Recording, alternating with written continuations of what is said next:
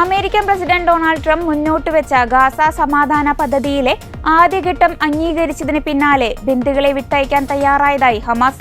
ഇസ്രായേലിൽ തടവിൽ കഴിയുന്ന 2000 പലസ്തീൻ തടവുകാർക്ക് പകരം ഗാസയിലുള്ള 20 ഇസ്രായേൽ ബന്ദികളെ ഹമാസ് വിട്ടുനൽകുമെന്ന് ഹമാസിന്റെ സ്രോതസ് ഉദ്ധരിച്ച് അന്താരാഷ്ട്ര മാധ്യമങ്ങൾ റിപ്പോർട്ട് ചെയ്യുന്നു.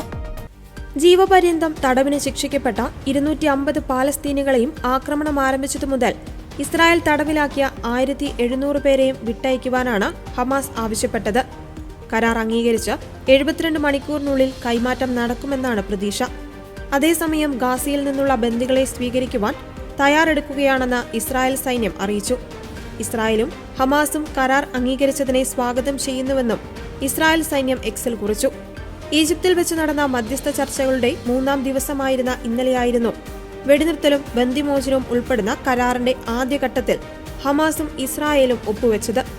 ഇരുവരും ആദ്യഘട്ടം അംഗീകരിച്ചതായി അമേരിക്കൻ പ്രസിഡന്റ് ഡൊണാൾഡ് ട്രംപായിരുന്നു അറിയിച്ചത്. പിന്നാലെ ആദ്യഘട്ടം അംഗീകരിച്ചതായി ഇരു കൂട്ടരും വ്യക്തമാക്കുകയായിരുന്നു. മധ്യസ്ഥ ശ്രമങ്ങൾക്ക് ഖത്തർ, ഈജിപ്ത്, തുർക്കി, ട്രംപ് എന്നിവർക്ക് നന്ദി പറയുന്നതായി ഹമാസ് അറിയിച്ചു. ഇസ്രായേൽ കരാറിലെ വ്യവസ്ഥകൾ പൂർണ്ണമായും പാലിക്കുന്നുണ്ടോ എന്ന് ട്രംപ് അടക്കമുള്ളവർ ഉറപ്പാക്കണമെന്നും ഹമാസ് ആവശ്യപ്പെട്ടു. കരാർ ഗാസയിലെ സംഘർഷം അവസാനിപ്പിക്കും.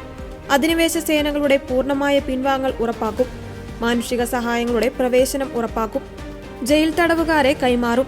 ഗാസയിലെ ജനങ്ങൾ സമാനതകളില്ലാത്ത ധൈര്യവും വീര്യവും പ്രകടിപ്പിച്ചു.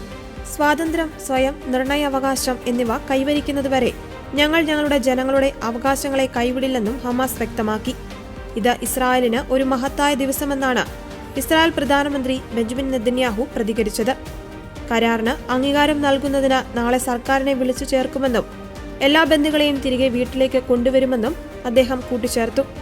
നമ്മളുടെ ബന്ദികളെ മോചിപ്പിക്കുവാനുള്ള പവിത്രമായ ദൗത്യത്തിന് അണിനിരുന്നതിന് ഇസ്രായേൽ സേനയ്ക്കും അമേരിക്കൻ പ്രസിഡന്റിനും നന്ദി പറയുന്നുവെന്ന് നെതന്യാഹു കൂട്ടിച്ചേർത്തു.